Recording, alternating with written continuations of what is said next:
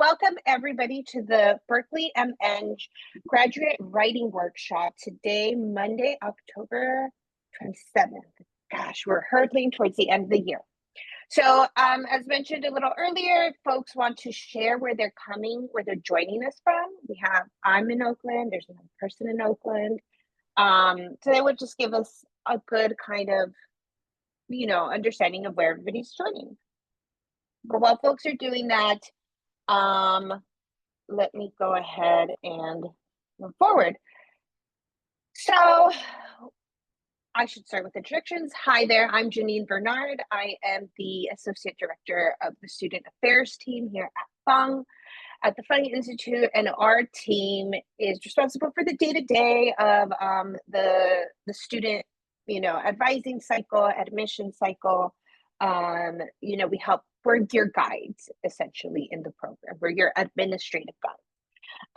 And here's the agenda. So we're going to talk about the value of statements. We're going to talk specifically about the personal history statement, some common themes that will arise, the statement of purpose, the SOP as well.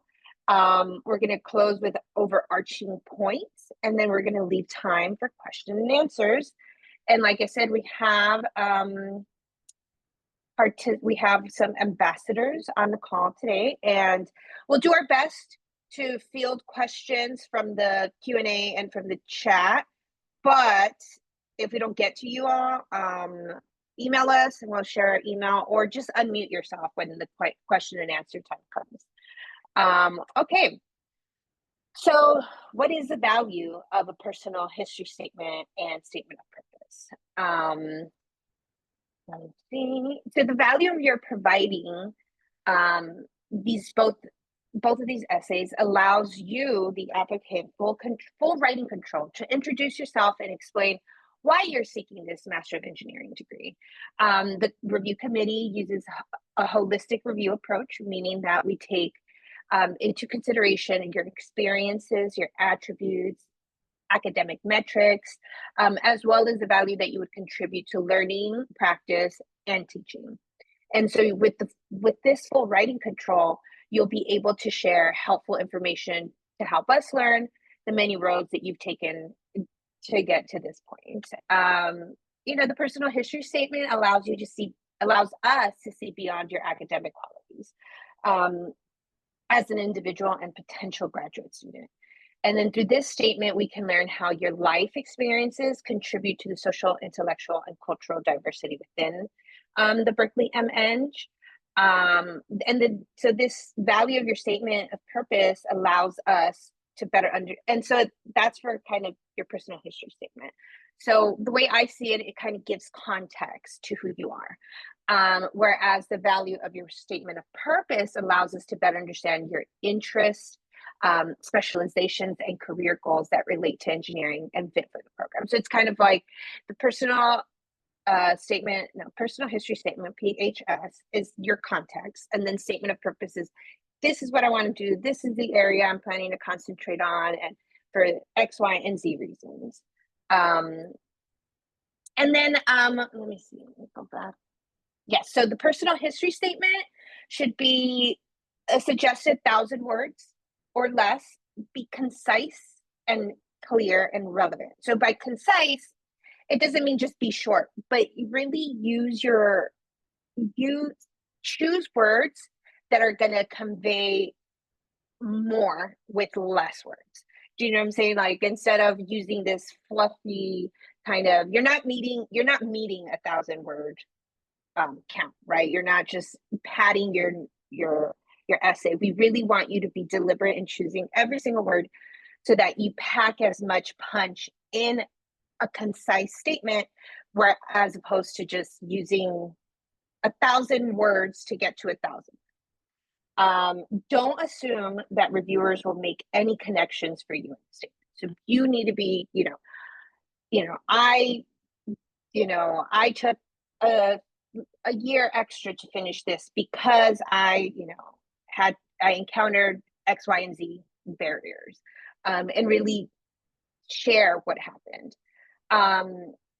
So I want to share a couple of I'm going to drop these in the chat. There are a couple of resources. Oh, this goes to everyone. Okay. So there's a couple of resources. The first one coming from the graduate division, and this is their specific resources for the personal history statement and statement of purpose. Make sure you check that out. And then the second resource is from, I actually used to work in the School of Public Health. So they have a diversity office called the Dream Office. And it seems that they put these together as suggestions, best practices that are there for your perusal. But in terms of that, make sure to first, when you're submitting, you're writing your papers, you're about to submit or you're in the process of submitting your application, make sure to review the prompt thoroughly. Be sure you're answering the question or prompt being asked. Topics are chosen because the admissions committee wants to know specific things about you, so make sure to write to those. If you don't address them directly, we're left to make decisions regarding your application with incomplete information. So that's what we mean about don't assume that we're going to make the connection or the readers are going to make the connection. Make sure to be explicit in what you want to say, and otherwise we can only make a decision with the information that's presented. And so the MEng, not the MEng.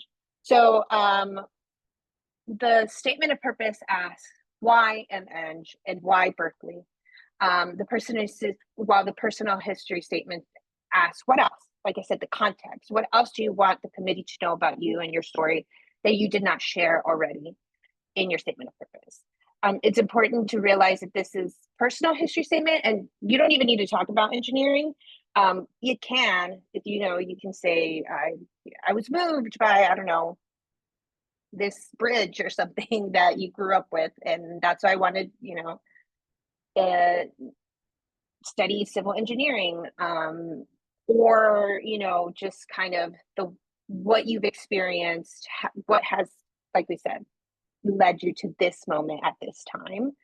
And then your personal history statement, again, 1,000 words or less, should describe more about who you are, your background, your family background, experiences that make you a unique individual and will help you stand out, or your connection and motivation for working in the engineering field. So this is a supplement to the statement of purpose and should leave the admissions committee with a better understanding of who you are as a person.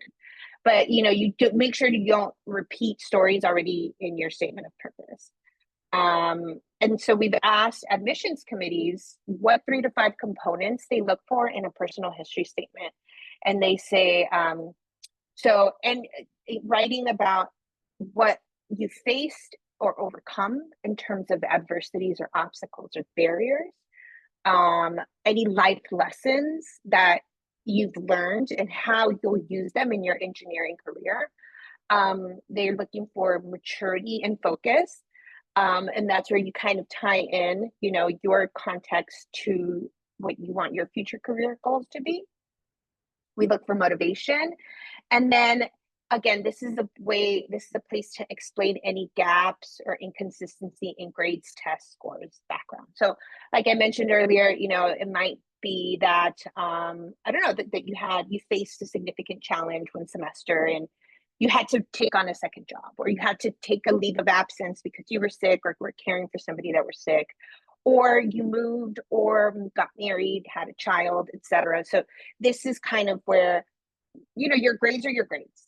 You can't change your GPA. You can't, hopefully you choose really great letter writers, but can't really dictate what they write or change what they write. So this is the only way that you have the full control of fleshing out the story of your application. And then that way, this is the way that you say, okay, well, my cumulative GPA maybe is a little low because I faced these barriers. But if you can see, my trajectory is going up because once I overcame these barriers, my advanced courses that I'm using for my major, I was really able to kind of work work well, etc. And so what we're looking for is also like trajectory trending up, right? As opposed to down. Okay. And then some themes that are common in their personal history statement, like we've said, any barriers you've overcome. And this is, this is also the context of achievement. So that's what context of achievement, context of what you've experienced, speak to any inconsistencies in grades or your test scores. Maybe you're just not good at taking tests. Like some people are brilliant, but when you make them sit down for X amount of hours, everything goes out of their brain. And that's not really how we want education to work either, right? Education is kind of like this consistent progression of understanding and absorbing and applying methods in whatever area. So then also other themes, how you've come to understand these barriers that you face or others face. Some people really are called to their careers because they want to solve a problem. And then any academic service that you've done to advance equitable access for higher education for women, any racial minorities, individuals from groups that have been historically underrepresented in higher education. Can also be somebody who's from a really rural background, first gen, etc. Other themes, research that you've engaged focusing on underserved populations or issues relating to inequality, leadership that you've demonstrated among any of these groups, and then allow yourself to reflect and express on key experiences that have prepared you and or motivated you to pursue graduate school and the field of engineering. Highlight your passion, maturity, focus, and what motivates you. So again, 1,000 words maximum suggested. And let's see. Yes. And then your statement of purpose should describe your career goals and how this program will meet your professional aspirations. If you're entering the field, tell us about your engineering interest and the skills you wish to acquire during your program of study. And please also describe how you hope or expect to contribute to improving engineering in your future professional endeavors. So again, keep it to 1,000 words or less. Everything you include should be relevant to becoming a successful student in this program. So, hey, I want to get into the IEOR program and I want to take this concentration and I'm interested in these technical courses, etc. And, I really, value the work of Professor so-and-so. And so each statement you make needs to have a purpose. Like I said earlier with the concise, being concise also means packing a punch verbiage-wise, where you could use 5 words, maybe you could use 3 words to express the same thing, but tighten it. And how does each sentence then contribute to your candidacy for admission into the MEng program and then area of concentration in which you are applying to? And so one thing about the MEng program is that it's not just technical courses, right? There's an emphasis on research and development, emphasis on leadership development and importance of engineering in your selected field. So basically your statement of purpose could also be, what was your aha moment, right? That is like, this is what I want to do for, my career, and this is how I want to help people. And so you prompt, again, 1,000, we are very clear that it's 1,000 words or less. And it should be the meat, right, of why I want to be a MEng student. Describe your career goals and how this program will help you meet those professional aspirations. If you're entering the field, tell us about your engineering interests and the skills you wish to acquire during your program of study. Please also describe how you hope or expect to contribute to improving engineering in your future professional endeavors. That's one of the things about the MEng and Funding Institute is that there's this culture of innovation and helping not just, you know, build cool things because you're an engineer, but how those things then can help a community, communities, you know, and society in general. Make sure you analyze the prompt again. So as I mentioned earlier, what is your background, your history, training, experiences that has led you to pursue graduate training and or a career in engineering. So this is kind of how your background is specific to you applying to this degree. What are your eventual career goals in the engineering profession? Do you want to be an engineering entrepreneur? Do you want to, you know, go and work in, I don't know, Microsoft and spearhead some kind of, you know, project? Why do you need a master's degree in engineering, and then why now, right? What is it that this program, because it's also you choosing this program, we also want to make sure that you are clear on what this program is, as opposed to a Master of Science or a Master of Arts, which are more traditional 2-year research-based, thesis-based degrees. Why are you applying to this specific degree program and area of concentration, right? What is it about that fits into your plans? And how will you take advantage of our 1-year program, aka 9 months, and emphasis on training engineer leaders? So we'll also want our graduates to continue to be engaged alums and create this network of MEng students that kind of pays it forward. And then also why UC Berkeley, right? There's UCLA, there's Stanford, there's Berkeley, there's a myriad of institutions. What is it about Berkeley that calls to you? Some overarching points for the statement of purpose is or for both of these. Again, if you did not know, it is 1,000 words or less. Thank you very much. It is to your advantage to keep the statement clear, concise, and relevant. So again, the committee, they review hundreds of applications. So the shorter, more concise, succinct you can write your essays, it's to your advantage. Also, don't assume reviewers will make any connections for you in either state again. So you have to specifically say, make the connection from A to B to C to D, etc. Check and revise. This seems like a no big deal, but make sure you check and revise your formatting and spelling. And then also have an additional maybe 2 to 3 folks who can provide feedback. And yeah, it'll be iterative. It'll be, you know, this is my first version, this is my second version. Hopefully, you know, by the 3rd or 4th version, you have it down pat.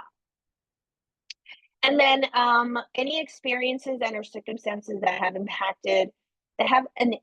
had an impact on your candidacy as an applicant, but not directly related to you pursuing graduate training in engineering, should be included in your personal history statement. So again, anything tangential, contextual should be in your personal history statement.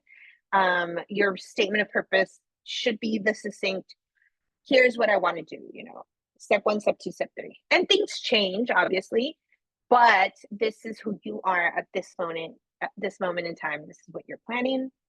The more directly related an experience is to your career goals in engineering, then that is more appropriate to put in the statement of purpose. So again, context for public or personal history statement, and then kind of career goals, education goals, statement of purpose.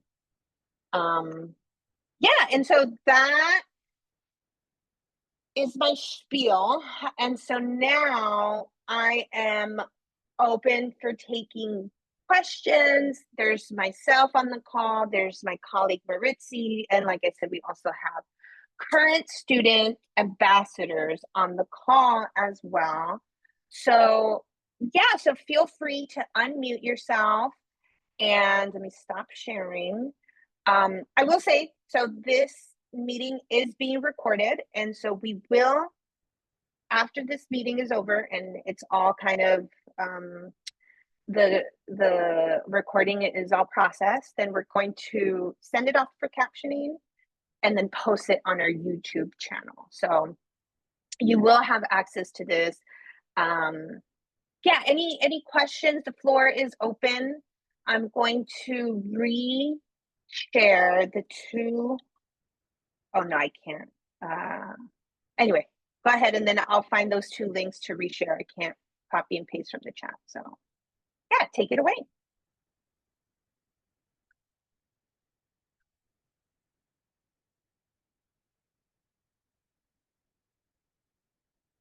Okay, well, I have a quiz question for you all. How many words in each essay? No more than 1,000.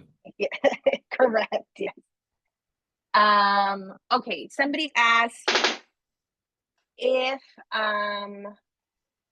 when submitted, are there research opportunities available? So we do not recommend taking any hired TA position after being admitted. This program is very intense. It's 9 months. You are enrolled in a capstone almost off the jump. So you are busy with technical courses, leadership courses, and in the fall, it's a lot of planning, capstone planning, but then in the spring, it's going to be hitting the ground running in terms of your capstone deliverables and those. There's showcase at the end of the year. So we do not recommend or assist with any research opportunities. But that being said, if a student finds that on their own and they're doing well in their academics, we can't say anything about that. But yeah, any other questions? I have a question. How do you suggest balancing like technical jargon versus like readability in like a statement of purpose? Like how do like are our audiences are they professors? Are they admissions officers? Like, how do you expect us to decipher that balance? Yeah. Yeah, so I think that depends from department to department. So the recommendation for admission comes from the department. So if you are an MSc applicant, your application is reviewed by an MSc. I believe he's the lead, and he is a technical kind of PhD person. But I know in other departments in IEOR, for example, they also have so many applications that they pay readers to go through, and they have their rubric. So I would say what I would suggest is making sure that that it's known that you know the jargon and the technical language, and also make it so that somebody with little engineering background can also read it, or that at least knows, okay, this jargon means this specific thing or something like that.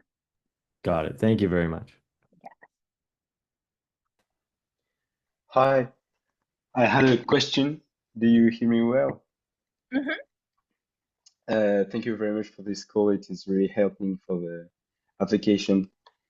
I saw that in the website there is a section for a sample of relevant written work, which is an essay, I think, for the MEng I am applying.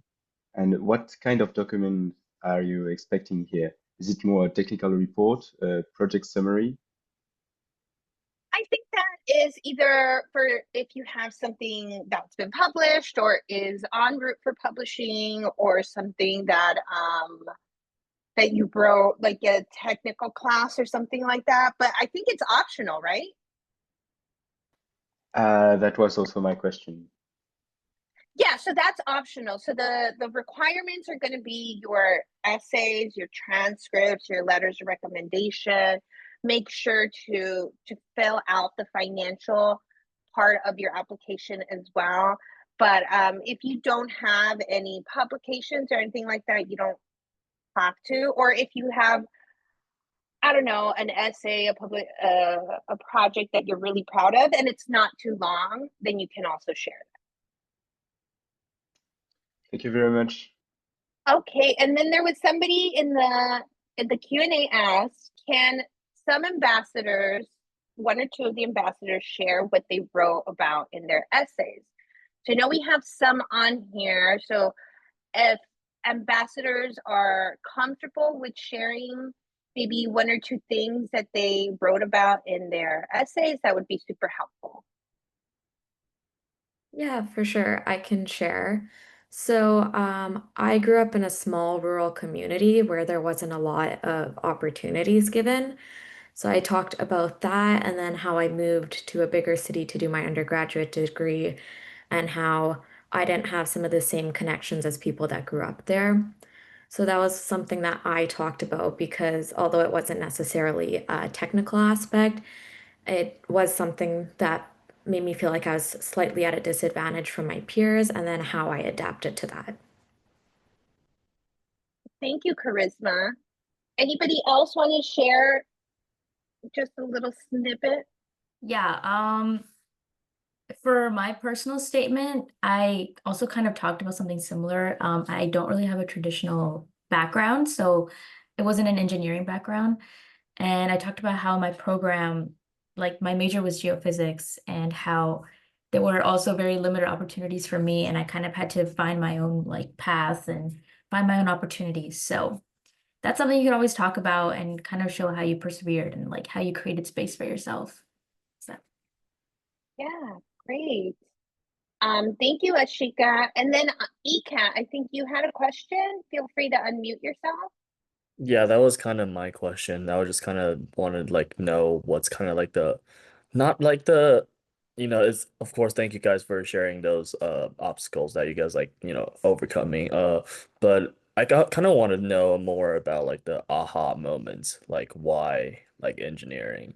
So kind of similar question, but like a different aspect if you guys are willing to share. Thank you.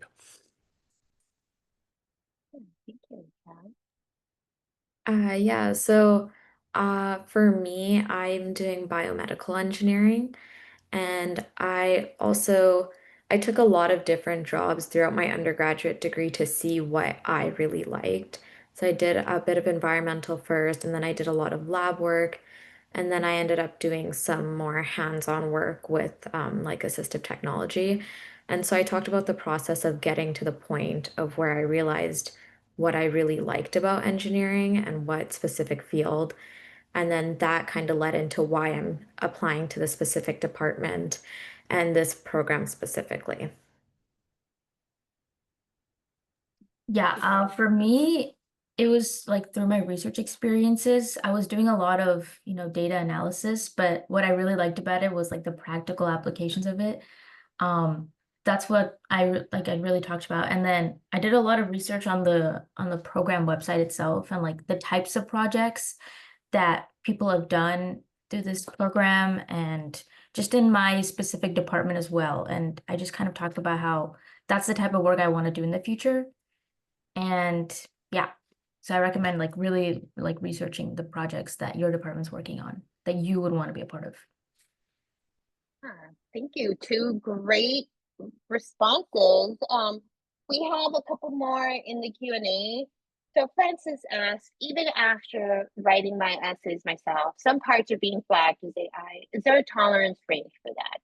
So is there, I'm getting so there is like some kind of AI reader tracker mechanism that you guys have to feed it into, or how is it being flagged? Francis? Okay. Yeah. Can you hear me? Yes. Yeah. So after writing my SS, I kind of use online AI detector tools. And even though the results are kind of random across different platforms, but some parts usually get flagged, even parts that I know that are entirely my words. So I don't know when the admissions committee review this statement, do they kind of put them into any detection tool or does it go through any AI detection? You understand what I mean? Yes. So honestly, I think the applications are there's too many of them for them to feed into. I think if you had a class of say 30 or something students, then it would be easier to feed that into like an AI detector. But I think as part of it is we're also trusting, there's a certain level of trust, right? We trust that the applicants are being forthright and honest, not just in what they write, not just in how they write, but in what they write, the content as well. So I would say as long as you are, as long as you're being honest.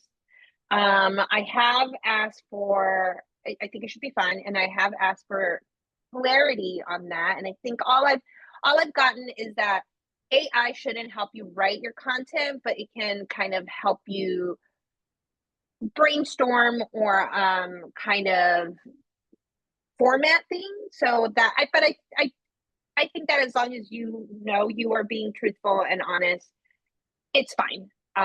They're not gonna. What department are you looking to apply to? I'm applying to the MEng mechanical engineering. They're not gonna have time to read, like to put things there. And MEng is like the biggest concentration we have, so you'll be fine as long as you are, being honest and truthful and just not using it to write your essays, but rather to complement your essays. I think that's fine. Yeah, thank Thank you. you, Francis. Giovanni, you can go ahead. Yeah, kind of going along with that question, but also not really. You mentioned earlier how some majors specifically because of the volume of applications are read by like outside people. I was just, could you maybe, like you didn't mention bioengineering, and that's the one I'm interested in. I was wondering if you could maybe speak more to that one as well. I know that the three biggest departments are IEOR, mechanical engineering, and EATS. So I believe those are the ones that pay readers. Bioengineering, I believe they do it all in-house. It's a smaller, I think the smallest of the concentrations is nuclear engineering as well. So, but I think BioE, they all do it in-house. Yes. Let me answer one question from the Q&A and then Kurt, and then I'll go back to Q&A. So somebody asked, can we mention some past graduates in our essays? Can we mention their name? Basically, I'd like to mention that I am excited about this program after hearing about alumni experience. Is it allowed to mention their name? Yes, I think if you're comfortable with sharing that, that's fine. We actually, like I mentioned in my presentation, we encourage our alumni to remain engaged so that we have a thriving kind of community and network. So that's totally fine. And then that will really kind of help us see how our alumni are useful in the recruitment of new applicants and new students. So yeah, I think that's totally fine. Kurt, you can go ahead and ask your question. Yeah, so I'm not sure exactly how to put this, but do you have advice on what somebody could write in their personal statement if they would if they're not going to write about challenges, barriers, or adversity that they have faced in the past? I think that some people also use the experience of how they want to help others who do face these barriers. So what I've seen in my experience throughout multiple departments is, okay, maybe I was, I lived a good life. My parents were middle class, they provided, I had enough resources, I went to a nice school, etc. But then I got into teaching, and then I saw firsthand how some students who have, different resources than I did, how they're missing that the access that I had. So it's a good way to also use your engineering to say, what about, let me use civil engineering again. A lot of the times there's like these old infrastructure in the United States that is crumbling, and so maybe that had an effect for you, that you said, okay, this is how engineering can help the world, by updating infrastructure or making sure that things that bridges or tunnels or something like that that have a direct impact on safety, that's you can talk about that in that way, or like was it Ashika? No, it was Charisma who mentioned she was biomedical, interested in biomedical. So how can that, you might be healthy, you might have your family that's healthy, but at some point you will not be healthy, or your family will not be healthy. So how can you use that to then alleviate the suffering of others, if that makes sense? Yes. Yeah. Thank you. Okay, let's go back to some of the Q&As. So do you see students go from master's program to PhD? What does the process look like? Is research still a valid motivation to include for the program essays? So that would be, so usually this MEng program, the way that I understand it, and I have only been in this role for about 9 weeks. This is my 9th week. But the MEng is unique in that you use your skills immediately to apply them into the field, right? Usually students who want to earn a PhD are usually in these MS or MA traditional research-based academic programs. And so they go, maybe a year or two, and then they advance to their doctoral program. I believe that is a path that some MEng students take, but most of them graduate and then immediately go out into the field. What does the process look like? You would have to apply to a PhD, just like you are planning to and or will apply to this MEng program. So you will still need to go through the application process, look to see the specific requirements of that PhD program, and then make sure you hit all of those required items. And then, but if you want to include that's your, that is a goal of yours in your essays, you can certainly do that. And so you can include whatever is surrounded by that, in whatever surrounds your PhD interest.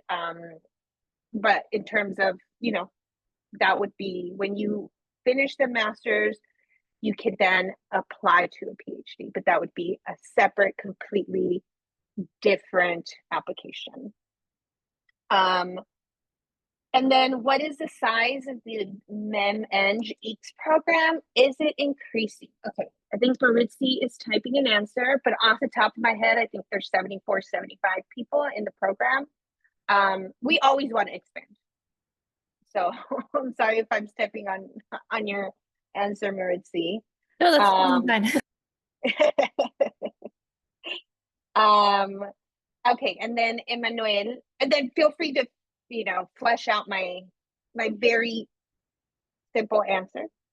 So Emmanuel, I'm joining this program to learn about the application process and potentially apply to the MasterCard scholarships at UC Berkeley. I'm interested in applying for the MEng in advanced energy technology. What tips or guidance can help me create a strong application with my petroleum background? So I don't have any specific, this information session is very general. It's to cover across the 7 engineering departments. If you have a department specific question, you can feel free to reach out to the department staff directly, because they would be able to provide that, technical, department area specific advice. But from what I'm understanding, the advanced energy technology, I believe that's a concentration within a program. So I'm not sure if it's BioE, IOR, EECS, MSc, MECE, NE, and then I'm missing the CEE. So unfortunately, we can't provide that specific technical portion, but we can advise on, general advice that applies to everybody on this call today. But yeah, we still have some time. We still have about 18 minutes. So yes, Anthony. Hi, I wanted to ask about because the lead program is also focused on leadership. So, how would you assess for the application, or what would you say? How important is like leadership or demonstrating leadership in comparison to like general technical skills or like other skills for preparation to the program? Yeah, thank you for that question, Anthony. I would say, I mean, I think because so the admission again is happening at the department level. So they are really going to be interested in the technical questions you have, the technical interests that you have. So I would say, yeah, so that would be kind of your main, that's your bread and butter. And then, but the leadership component is also important because without it, you can't graduate, right? And so I think that that's one of the things that is also maybe a challenge to some of our international students who may not have who may not be as fluent in English as others. So I would say make sure that first the program is right for you in terms of understanding that there is this leadership component where you are going to have to, work on your public speaking and give presentations and maybe step outside of that comfort level of your, comfort level of technical programs. But it's true, like for me, if you put me in I don't know, in a mechanical engineering program, I'll faint. But I can go and talk in front of a stage, like nobody's business. So, but this program encapsulates both. So I would say your technical kind of prowess will be more important, but also make sure that you convey your understanding that this is there are leadership components. This is a leadership heavy program because of the unique nature of the MEng, where we're not just training engineers, right? We're training engineering leaders who can lead us hopefully out of some of the messes that some of our past leaders have gone to. So I would say touch on it, make sure that it's conveyed, that you understand that you also feel excited about that part, because we also want to admit folks who are going to do well, right? We don't want people to come and then be set up for failure. We want everybody to be set up for success. So I would say touch on it, say, understand, I know this leadership component and I'm excited to use it in, I don't know, this project that I'm thinking of or X, Y, and Z. Because if you think about it, if everybody goes on to these thriving careers, that you are going to have to be a leader. You are going to have to supervise people, lead meetings, lead presentations, maybe even be like that Jensen guy, right? And be in front of everybody sharing a new, graphics card or something like that. So definitely touch on it, but it shouldn't be like the main thing. So yeah. Okay, thank you. Awesome. Manasi, go ahead, and then I'll go to the Q&A question. I had a quick question about if we've already entered the job market and job field, how do we balance that in our statement of purpose? What kind of weights should we give to our school experiences, our research experiences, as opposed to our job experiences? And I guess that kind of ties into my other question of, would you know what is required for the letters of recommendation? Do they want something from the job, or do they prefer all three of those to be from school related experiences? Yeah, thank you, Manasi. So, I mean, I think that is a perfect example of how you may be a unique person in comparison to somebody who, went through all 4 years of undergrad or something, and then immediately went into grad school. So in my experience, it's not that one is better than the other, but by virtue of being on the job market or having been on the job market or starting a job, etc., you have different skills that you've learned, right? Like, what is it like to have a 9 to 5? What is it like to go travel for work? And how do you see that? And I think for me, even getting that taste of like the field work and you coming back into academia is kind of relevant because it's nice not to come, not to have to like do homework at night or whatever, but because you've had a taste of that job life and coming back, I think that really shows that you're serious about higher education.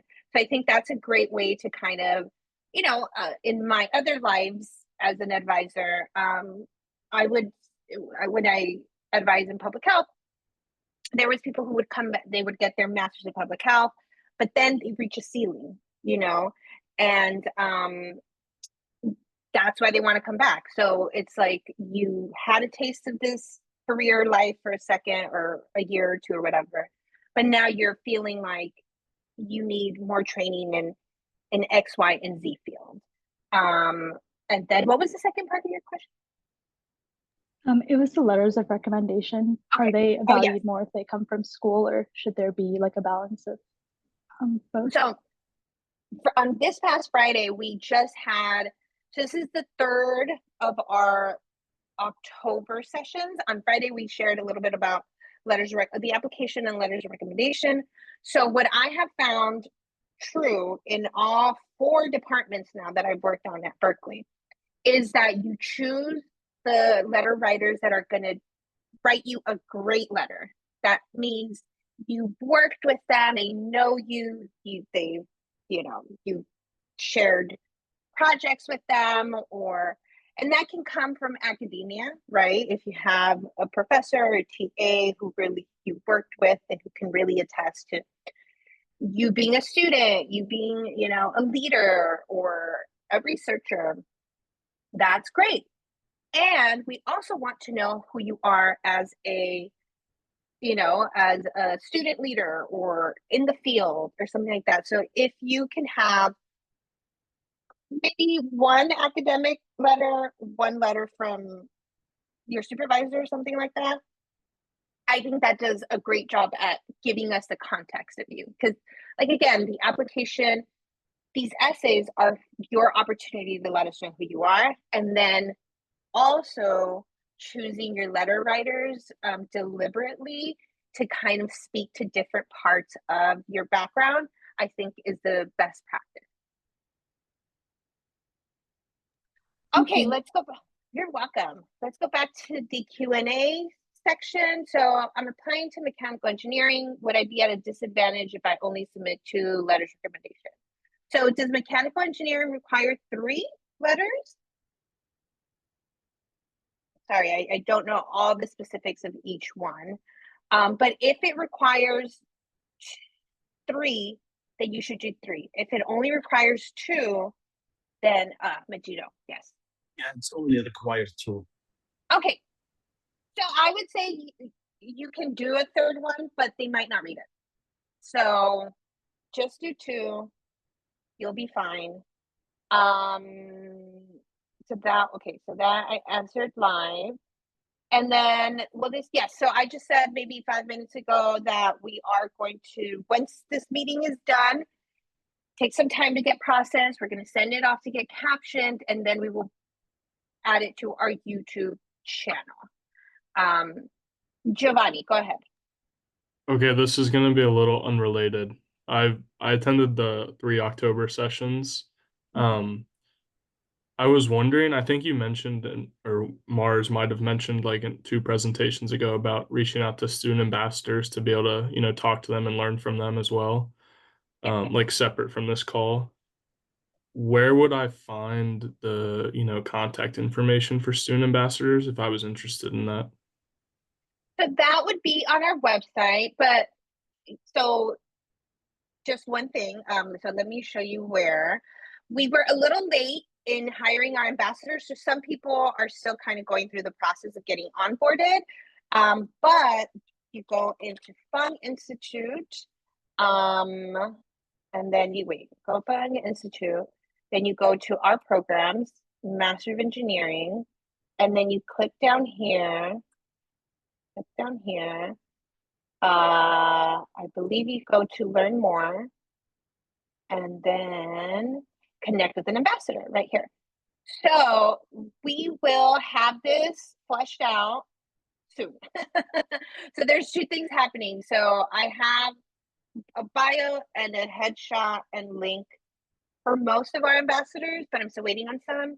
And then also I want to make sure that their hiring is fully done for them to start taking these interviews, or not interviews, meetings. And then once I have everything and everything's done, I'll send it off to our marketing team and they'll update the website. But in the meantime, if any of you have questions, feel free to email Fung Institute at berkeley.edu, and then we can put you in touch directly with somebody. Wait, so I said that directly to Shadi. I didn't mean to do that. Here you go. So Fung Institute. And then please can I get the email of someone who did MEng to help me with the application process. Yeah, Emmanuel, please email Fung Institute, but please note, we're not here to give one-on-one like specific advice either. We don't have the bandwidth to do that. But we can provide some help and resources and, anecdotal advice, but we are not like doing one-on-one kind of trainings. That would be a lot, and we don't want to ask that of our ambassadors. But Emmy, Martin, go ahead. Hi there. So yes, my question is about because I come from a not STEM background, but I have taken coursework, computing and statics and different stuffs. But I would ask to know about if those information about my background, it was better to explain on the personal or on my personal statement or my personal the one that is about me. So because Yeah. I'm kind of confused because I have explained about my experience, right? In my in the mensch, but also I was not very confused about that. Sorry. Yeah, no worries. I think for you, maybe the personal history statement is where you explain kind of the background that you have, right? The background that you have that isn't technically engineering or whatever. But then in your statement of purpose, you say, even though I don't have an engineering background, this is what I want to do, right? These are my goals and plans. So the personal history statement is to kind of explain your past and your background, but then the statement of purpose is kind of looking forward, right? Like even though, as I explained, my background isn't in engineering, this is what I want to do, and and maybe the skills that I do have from my non-engineering experience can help me achieve, this engineering feat that I want to engage in, if that makes sense. Okay. Yeah. Thank you very much. Yeah. I think Emmanuel had a question.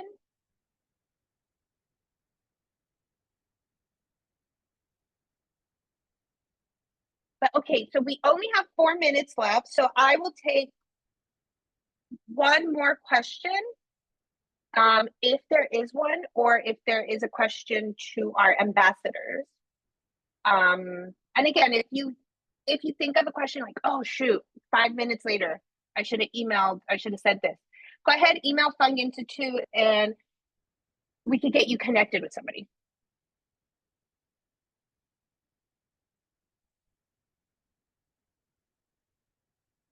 All right.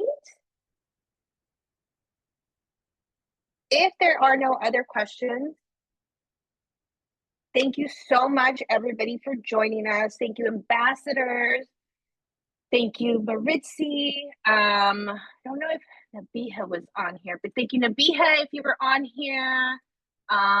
She wasn't, but thank you all so much. Email funginstitute@berkeley.edu if anything comes up, and we will gladly help you there. And best of luck. We're also doing these 3 sessions, the general, application, and essays, in November and in December. So, and the deadline is January 7th, 2026. So best of luck to everybody and have a wonderful rest of your Monday. Take care.